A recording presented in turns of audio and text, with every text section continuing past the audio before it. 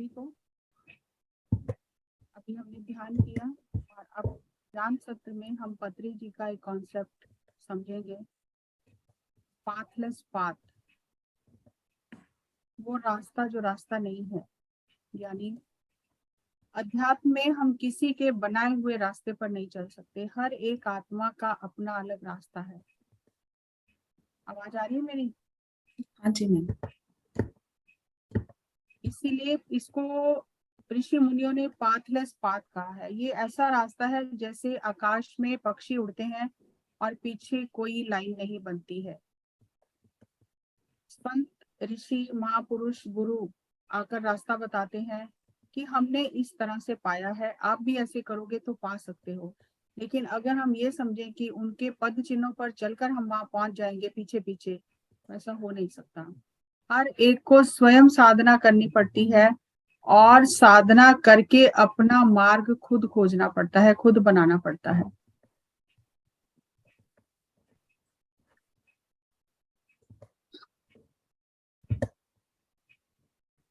Next, तो ये जो रास्ता है ये हर एक आत्मा का अपना एक यूनिक रास्ता है, अद्वितीय रास्ता है। हमारे जीवन में क्या होता है, या तो हम भूतकाल में घूमते रहते हैं या भविष्य में घूमते रहते हैं। भूतकाल की यादों में guilt, regret, grievances, sadness, bitterness, non forgiveness, उसने मेरे साथ ऐसा किया, अब मैं सारी जिंदगी उससे बात नहीं करूंगा। हमेशा हम इसी विचारों में डूबे रहते हैं कि मेरे साथ क्या क्या गलत हुआ है पास्ट में, और आगे ऐसा ना हो जाए, फ्यूचर में ऐसा ना हो, उसकी चिंता, उसकी बेचैनी, एंजाइटी, टेंशन, हर तरह का डर कि पहले नुकसान हो गया था अब ना हो जाए, पहले मुझे कोई छोड़ के मेरा प्रेमी चला गया था अब छोड़ के ना चला जाए। अगर हमारा कोई नया रिलेशन बनता है तो वो भी हम हमेशा फियर में रहते हैं कि पहले ऐसा हुआ था अब ऐसा ना हो जाए। तो एक तो हमने पास्ट का बैग उठाया हुआ है भरकर, और आगे फ्यूचर का भी उठा लिया कि अब ऐसा ना हो जाए, और हम उससे बचने की कोशिश करते रहते हैं। तो जो प्रेजेंट मोमेंट है उसे एंजॉय कर ही नहीं पाते हैं। प्रेजेंट मोमेंट में हमें किस स्थिति में क्या करना चाहिए, क्या निर्णय करना चाहिए, प्रेजेंट मोमेंट को कैसे एंजॉय करना है, हम वहां पर होते ही नहीं है। जैसे घड़ी का पेंडुलम है, वो ऐसे ऐसे घूमता रहता है और बहुत ही मिली सेकेंड के लिए वो सेंटर पे आता है। तो इसी तरह हमारा जो मन है वो घड़ी के पेंडुलम की तरह पास्ट और फ्यूचर में घूमता रहता है, और वो जो मिली सेकेंड के लिए प्रेजेंट में आता है वो भी हमसे छूट जाता है। जब तक हम प्रेजेंट में रहना नहीं सीखेंगे तब तक हम उस एनर्जी को ले नहीं पाएंगे, उसका इस्तेमाल नहीं कर पाएंगे, और तब तक हम अपने पास्ट की चिंता और फ्यूचर के तनाव से मुक्त नहीं हो पाएंगे। तो हमें अपने इस पास्ट और फ्यूचर से मुक्त होने के लिए प्रेजेंट में आना है, और प्रेजेंट में आने के लिए सबसे आसान विधि है कि हम अपनी आती जाती सांसों के साथ एक हो जाएं, क्योंकि सांसें ना तो पास्ट में है ना फ्यूचर में है, हर एक सांस प्रेजेंट ही है, और सांस ही हमें प्रेजेंट में लेकर आ सकती है। जब तक हम सांसों का साथ नहीं पकड़ते, सांसों की गाड़ी में नहीं बैठते, तब तक हम प्रेजेंट मोमेंट में आ ही नहीं सकते। और जैसे जैसे हम इस चीज का अभ्यास करते हैं तो हमें हर मोमेंट एंजॉय करना आ जाता है।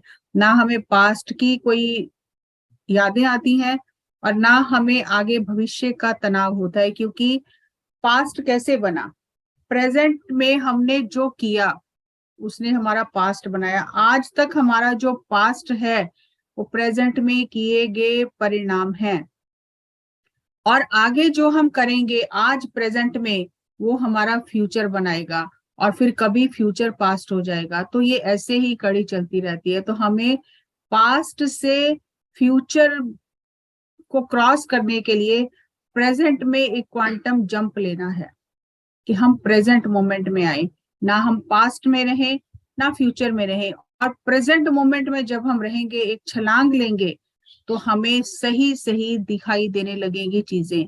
अभी हम अपने चश्मे से देखते हैं चीजें पास्ट के और फ्यूचर के, लेकिन जैसे ही प्रेजेंट में आएंगे तो चीजें जैसी हैं वैसी दिखाई देने लगेंगी। और जब तक हम प्रेजेंट में नहीं आएंगे हम अपनी एनर्जी का सही इस्तेमाल कर ही नहीं सकते। इसीलिए इसको प्रीजेंट, अगर अगर आप देखो इसको ब्रेक करके, प्रेजेंट को प्रीसेंट, पहले से ही वो एनर्जी आपको भेजी गई है परमात्मा द्वारा, जो आपको अपना जीवन जीने के लिए जरूरी है। हर मोमेंट में वो फ्रेश एनर्जी हमारे पास आती है, हर मोमेंट में फ्रेश एनर्जी हमें भेजी जाती है, क्योंकि हम वहां पर होते ही नहीं तो वो एनर्जी हम रिसीव नहीं कर पाते। तो जैसे जैसे सांसों के साथ एक होते हैं, तो हम वो पहले से जो उपहार हमें भेजा गया एनर्जी का, उसे रिसीव कर पाते हैं, और फिर हम जीवन में जो भी निर्णय करते हैं प्रेजेंट में रहकर, वो सही होते हैं। नेक्स्ट। तो हमें ये पास्ट और फ्यूचर को छोड़कर प्रेजेंट में एक जंप लेना है। और पत्नी जी ने ये कॉन्सेप्ट हमें बताया, पाथलेस पाथ, ये ओम कैसे है। आप सबने ओम देखा है, ओम अक्षर कैसे लिखा जाता है आप सभी जानते हो। अब ये जो ओम है, इसके 5 हिस्से हैं।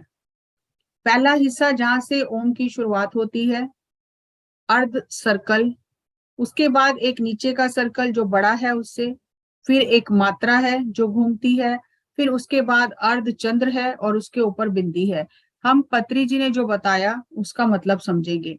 ये जो पहला जहां से ओम अक्षर लिखने की शुरुआत होती है, ये है हमारी फिजिकल बॉडी। फिजिकल बॉडी यानी फैमिली, मैं, मेरा, मेरे बच्चे, मेरा पति, मेरी पत्नी, मैं मेरा से जो जुड़े रहते हैं हम भौतिक शरीर से, और उससे नाते रिश्ते जो हैं, उससे पारिवारिक संबंध हमारे जो जुड़े रहते हैं, ये फिजिकल बॉडी को रिप्रेजेंट करता है। और हमारी ये फिजिकल बॉडी एक पॉइंट तक बढ़ती है, उसके बाद ये घटने लग जाती है। आप देखते हो कि थोड़ा ऊपर जाती है और फिर नीचे नीचे वो सर्कल घटने लग जाता है, और एक डेड एंड आ जाता है कि उससे आगे अब शरीर बढ़ नहीं सकता। तो एक डेड एंड आ जाता है। और फिर दूसरा जो अर्ध सर्कल है, जो थोड़ा बड़ा है पहले वाले से, वो हमारी मेंटल बॉडी है। सोसाइटी, समाज, हमारा मन बनता है, विचार यहाँ वहां से हम इकट्ठा करते हैं, समाज में रहते हैं, परिवार में रहते हैं, स्कूल कॉलेज सब तरफ से हम इंफॉर्मेशन इकट्ठी करते हैं, और हमारी मेंटल बॉडी डेवलप होती है। और मेंटल बॉडी भी ये फिजिकल बॉडी से, जो सर्कल है आधा ऊपर का ओम का, उससे ये बड़ा है थोड़ा सर्कल, क्योंकि मन का विस्तार शरीर से बहुत ज्यादा है। शरीर एक को कहीं एक जगह से दूसरी जगह जाने के लिए प्रयास करना पड़ता है। शरीर समय और स्थान से बंधा हुआ है, लेकिन मन ना समय से बंधा है ना स्थान से बंधा है। एक पल में कहां से कहां होके आ सकता है। मन का दायरा बहुत बड़ा है, और योगी ये कहते हैं कि मन के विचारों की स्पीड लाइट से भी ज्यादा तेज है। आप यहाँ बैठे हो, आप कहाँ नहीं घूम के आ सकते मन के स्तर पर। तो एक जगह पर आकर मन का भी विस्तार होता है, तो फिर हमें लगता है कि इसके बाद और क्या। हमें फिजिकल लेवल पे सारे सुख सुविधाएं मिल गई, हमें मेंटल बॉडी हमारी डेवलप हो गई, मानसिक सुख शांति, भौतिक जीवन में सब कुछ मिल गया, लेकिन फिर भी एक खालीपन रहता है कि इसके आगे और क्या, और क्या है, कुछ तो ऐसा है जो मुझे नहीं पता। फिर हम उस प्रश्न के उत्तर की तलाश में भागते हैं, और फिर हमारी जो कॉजल बॉडी है, जो कारण शरीर है, जो मात्रा बनी हुई है, जो मन से, मन का जो फिजिकल बॉडी का जो आधा सर्कल है, वहां से जो मात्रा निकलती है कि अब कुछ और है जो मुझे नहीं पता, सत्य क्या है, मैं क्या करने आया हूँ, मेरे जीवन का मकसद क्या है। ये सारे प्रश्न उठने शुरू हो जाते हैं कि सब कुछ भौतिक जगत में देख लिया, लेकिन शांति नहीं मिली, तो शांति कहाँ से मिलेगी। फिर हम पुस्तकें पढ़ना शुरू करते हैं, संतों की तलाश करते हैं, गुरुओं की तलाश करते हैं कि सत्य क्या है, मुझे जानना है। और भटकते भटकते कई नकली गुरु मिलते हैं, कई जगह ठोकरें खाते हैं, कई जगह निराश होते हैं, और तड़पते हैं सत्य को पाने के लिए।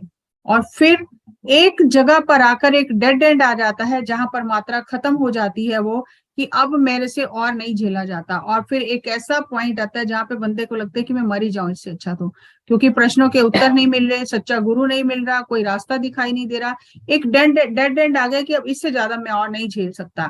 उस समय जब आपके जीवन में वो डेड एंड आ जाता है कि पुस्तकें भी पढ़ ली, भाग भी लिया, तीर्थ यात्रा कर ली, संतों से मिल लिया, कुछ नहीं मिला, तो एक डेड एंड आ जाता है, आप थक के बैठ जाते हो। तब अचानक आपके जीवन में ध्यान आ जाता है, कहीं ना कहीं से आपके कानों में ये शब्द पड़ता है कि ध्यान करना है। अब ये देखो कि ओम का जो अर्ध सर्कल है, जहां से ओम की शुरुआत हुई, फिर बड़ा सर्कल माइंड का हो गया, फिर मात्रा होगी कॉजल बॉडी की हो गई, अब आता है अर्ध चंद्रमा, जो ओम जो बना है उससे बिल्कुल जुड़ा हुआ नहीं है, उससे ऊपर है। अब यहाँ से कॉजल बॉडी से आपको एक छलांग लेनी है ध्यान में, और आपको मेडिटेशन में आना है, अपनी स्पिरिचुअल बॉडी में आना है, जो हमारी आत्मा है। तो ये जो सांसों के साथ हम एक होते हैं, ये हंस यान है। सांसों को हंस कहा गया है, सरस्वती का वाहन कहा गया है। जब हम इस वाहन में बैठते हैं, सांसों के आने जाने के साथ एक हो जाते हैं, तो धीरे धीरे ध्यान घटित होने लग जाता है। और यहाँ तक कोई, यहाँ पहुंचाने के लिए कोई आपकी मदद नहीं कर सकता। यहाँ गुरु भी आपको नहीं पहुंचा सकता। गुरु केवल आपको मार्ग बता सकता है कि ध्यान करके यहाँ जाया जा सकता है। कोई वर्कशॉप, कोई गाइडेंस, कोई गाइडेड मेडिटेशन, कोई भी यहाँ पर आपको नहीं पहुंचा सकता, क्योंकि इसका कोई आधार है ही नहीं। ये हवा में है आधा चंद्रमा। और जब आप जीवन में एक ऐसे डेड एंड पे पहुंच जाते हैं, और फिर आपको ध्यान का शब्द सुनाई देता है, आप ध्यान करना शुरू करते हैं सांसों के साथ, तो अचानक एक दिन सब प्रश्नों के उत्तर मिल जाते हैं जो संसार में नहीं मिले। वो सब आपको अपने अंदर से मिलने शुरू हो जाते हैं। और ये निराधार है, यहाँ कोई आधार नहीं है। एक दिन अचानक ही साधक को सब प्रश्नों के उत्तर मिलने लग जाते हैं, और यहाँ से उसकी शुरुआत होती है परमहंस बनने की। परमहंस यानी फिर ध्यान सेवा ही उसके जीवन में सबसे महत्वपूर्ण हो जाती है।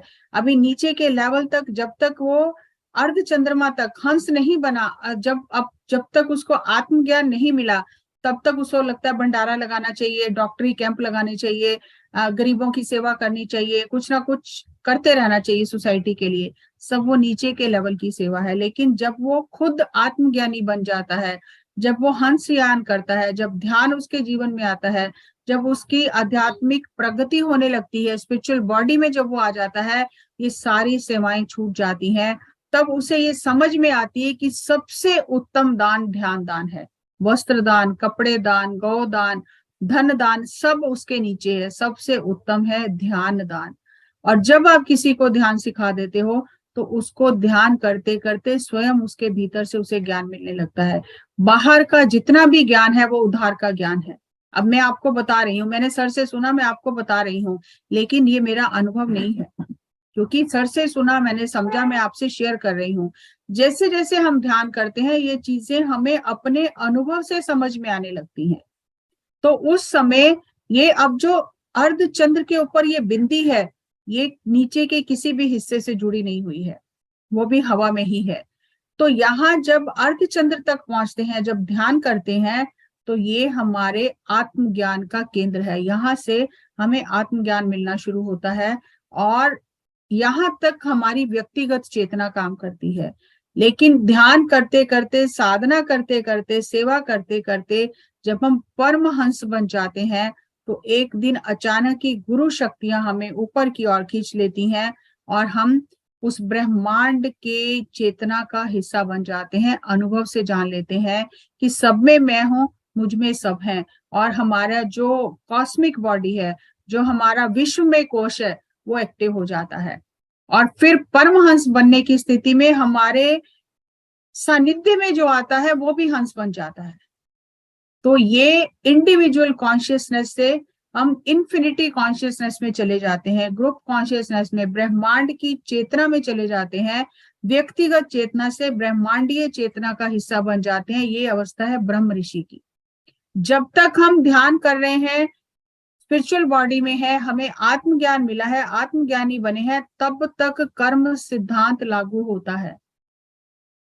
लेकिन साधना करते करते एक स्थिति ऐसी आ जाती है कि गुरु शक्तियां आपको ऊपर की ओर खींच लेती हैं।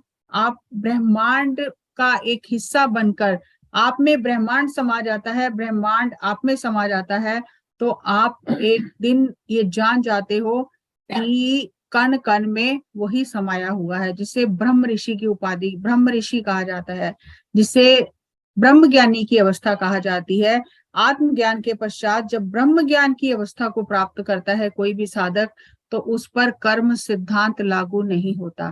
फिर उसके सानिध्य में जो जाता है, वो भी ज्ञानी, आत्मज्ञानी बन जाता है। और ये जो अवस्था है आत्मज्ञान की, ये जो physical body, mental body, intellectual, सब कुछ खोजते खोजते खोजते जब ध्यान जीवन में आ जाता है, और ध्यान भी कोई 10 20 50 तरह का नहीं है, जब आपको हंसयान यानी सांसों के साथ एक होना आ जाता है, ध्यान में जब आप गहरे उतर के साधना करने लगते हो, तो नीचे के सारे आधार, सारा ज्ञान छूट जाता है। यहाँ कोई आधार कार्ड काम नहीं आता। यहाँ आपको अपनी साधना को ही आधार बनाना है। कोई वर्कशॉप, किसी की गाइडेंस, कुछ भी यहाँ आपको नहीं लेके जा सकता। आपको जब पता चल गया कि सांसों के साथ एक होना है, गुरु ने बता दिया कि आपका श्वास ही आपका गुरु है, जितनी साधना करोगे एक दिन गुरु शक्तियां आप पर कृपा करके आपको ऊपर खींच लेंगी। वो कब होगा ये कोई नहीं जानता। तो आप परमहंस बन जाएंगे। तो आपके सानिध्य में जो आएगा, जो आपकी संगत करेगा, उसका भी उद्धार हो जाएगा। तो हमारे ये जीवन की साधना है, फिजिकल बॉडी से लेके कॉस्मिक बॉडी तक की हमारी यात्रा है। और कई जन्म लग जाते हैं आत्मा को ये यात्रा करने में। जितनी जल्दी हमें समझ आ जाती है, उतना हमारा रास्ता छोटा हो जाता है। Next slide. इसीलिए इसे पाथलेस पाथ कहा गया है, कि यहाँ पहुंचने का कोई रास्ता नहीं है, आपको स्वयं ही पहुंचना है। यू आर योर ओन गुरु। आपको अननोन, अज्ञात की यात्रा करनी है। उसमें, इस अज्ञात की यात्रा में आप ही अपने गुरु हो। You are your own guide. आप ही आपके मार्गदर्शक हो। You are your own light. आप ही अपना स्वयं प्रकाश हो, स्वयंभू हो। You are the way. आप ही रास्ता हो। You are the traveller. आप ही यात्री हो। You are the seeker. आप ही खोजी हो। You are the destination. लक्ष्य भी आप ही हो। और लक्ष्य पर पहुंचकर आपको पता चलेगा, यू विल फाइंड यू। वहां कोई परमात्मा दिखाई नहीं देगा, आपको स्वयं ही अपने उस दिव्य स्वरूप के दर्शन होंगे। आप स्वयं को ही पा जाओगे, और स्वयं को पाना ही सब कुछ पा जाना है। सारी साधना स्वयं को जानने की, स्वयं को पाने की है। Next. Mind is your prison, no mind is your freedom. जब तक हम मन के दायरे में हैं, हम अपनी ही बनाई हुई जेल में हैं। और जब अमन की स्थिति में चले जाते हैं ध्यान करते करते, तो ये मुक्ति की अवस्था है। माइंड इज योर इग्नोरेंस, मन अज्ञान है। No mind is your enlightenment. और मन से पार चले जाना, अमन स्थिति में चले जाना, आत्मज्ञान की स्थिति है। Move from mind to no mind. मन से अमन की ओर यात्रा करे। यही रास्ता है, यही मार्ग है, यही धर्म है। This is the whole path, this is the whole religion. ये ओशो का कोट है। In the space of no mind truth descends. जब आप अमन की स्थिति में होते हो, विचार शून्य स्थिति में होते हो, तो वो दिव्य प्रकाश आपके ऊपर उतरता है। और कोई रास्ता नहीं है आप उस प्रकाश को अपने भीतर ला सको। जितना शून्य स्थिति में रहोगे, उतना वो प्रकाश आपके भीतर बढ़ता जाएगा। हर दिन आपकी छोटी सी समझ, छोटी सी अंत्य प्रज्ञा, छोटे छोटे अनुभव जो हैं, हर दिन आपके अंदर के प्रकाश को बढ़ाते हैं, जिसे योगिक भाषा में सतोरी कहा जाता है। ऐसा नहीं है कि एक दिन अचानक लाइट आ गई और आप अलग हो गए, नहीं। हर दिन वो प्रकाश छोटे छोटे अनुभवों से, छोटी छोटी अंतः प्रज्ञा से, छोटी छोटी बातों से बढ़ता जाता है। और योगी कॉन्शियसली प्रैक्टिस करते हैं अमन स्थिति में रहने की, कि मन बिल्कुल शून्य स्थिति में रहे। और जागते हुए योगी इस बात की प्रैक्टिस करते हैं। हम फ्लाइट में ट्रेवल करते हैं, तो हमारा जो फोन होता है उसे फ्लाइट मोड पे डाल देते हैं, कि बाहर की कोई भी फ्रीक्वेंसी ना डिस्टर्ब करे। तो योगी जो होता है, वो अपने मन को हर समय फ्लाइट मोड में रखता है, शून्य स्थिति में रखता है। रात को नींद में हर व्यक्ति बेहोशी में, समाधि स्थिति में जाता है, जब उसे बिल्कुल अपने आप की होश नहीं होती। लेकिन योगी जागते हुए उस समाधि स्थिति को पाने का प्रयास करता रहता है, शून्य स्थिति में रहता है, और अपने मन को हमेशा फ्लाइट मोड में रखता है, कि मेरे मन में किसी भी तरह के कोई विचार, कोई विकार, कोई संकल्प, कोई विकल्प मुझे विचलित ना करें। और यही अध्यात्म की सारी साधना है। अगर हमने ये ओम को ही समझ लिया, ये भी पतंजलि सर का 5 फिंगर कॉन्सेप्ट है। Physical body, mental body, causal body, spiritual body, cosmic body. अगर हमें ये चीज समझ में आ गई कि स्पिरिचुअल और कॉस्मिक बॉडी में हमें कोई लेकर नहीं जा सकता, हमें खुद ही साधना से जाना है, तो आपकी भटकना यही खत्म हो जाएगी। अगर हम भटक रहे हैं तो इसका मतलब अभी तक हमने पत्री सर के कॉन्सेप्ट को समझा नहीं। और इसी में पत्री सर ने बाबा मुद्रा बताया कि ये जो बॉडी है, लिटिल फिंगर, ये नेचर सेल्फ है, क्योंकि शरीर हम नहीं चलाते, प्रकृति चलाती है। ये प्रकृति को रिप्रेजेंट करता है, हमारा प्राकृतिक स्व है ये।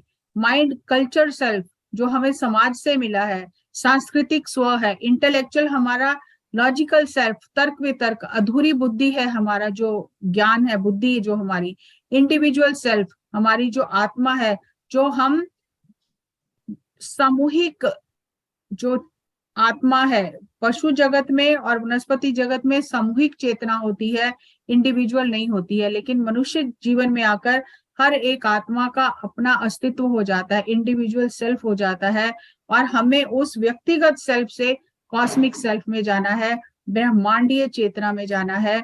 और इसके लिए हमें, जैसे बाबा मुद्रा है कि हमने मन और बुद्धि को कॉस्मिक सेल्फ मतलब उस दिव्य ऊर्जा से दबा कर रखना है, ताकि मन और बुद्धि हमारे पर हावी ना हो। शरीर जैसा काम कर रहा है बिल्कुल ठीक है, आत्मा जैसा कर रही है बिल्कुल ठीक है, बीच में ये दो विलेन जो हैं, बुद्धि और मन, इनको परमात्म शक्ति से, साधना की शक्ति से, ध्यान की शक्ति से दबा कर रखना है, ताकि हम अपनी यात्रा सुगमता से पूरी कर सकें। और इसका हर दिन अभ्यास करना है, क्योंकि हर दिन मन में कचरा जाता है, बुद्धि यहाँ वहां से बहुत कुछ इकट्ठा कर लेती है, जो काम का होता है नहीं काम का होता। तो जैसे जैसे साधना करेंगे तो अपने आप ये कचरा साफ होता रहेगा, और हम इंडिविजुअल सेल्फ से कॉस्मिक सेल्फ में चले जाएंगे। तो जो मुझे पत्री सर से कॉन्सेप्ट समझ में आया, मैंने आपके साथ शेयर किया। आपका बहुत बहुत धन्यवाद। कहीं भी अपने आप को भटकाए ना, कहीं भी किसी के पीछे जाने की जरूरत नहीं है। पत्री सर ने तो हमें खुद से भी नहीं जोड़ा, उन्होंने ये कहा कि श्वास ही आपका गुरु है। अगर हमें ये बात समझ में नहीं आई तो फिर हमें कोई समझा नहीं सकता। आपका श्वास ही आपका गुरु है। अपनी सांसों को पकड़ो, अपने गुरु के साथ को पकड़ो, और ये ऐसा गुरु है जो आपको परमात्मा के द्वार तक ले जाएगा। Thank you, thank you, thank you.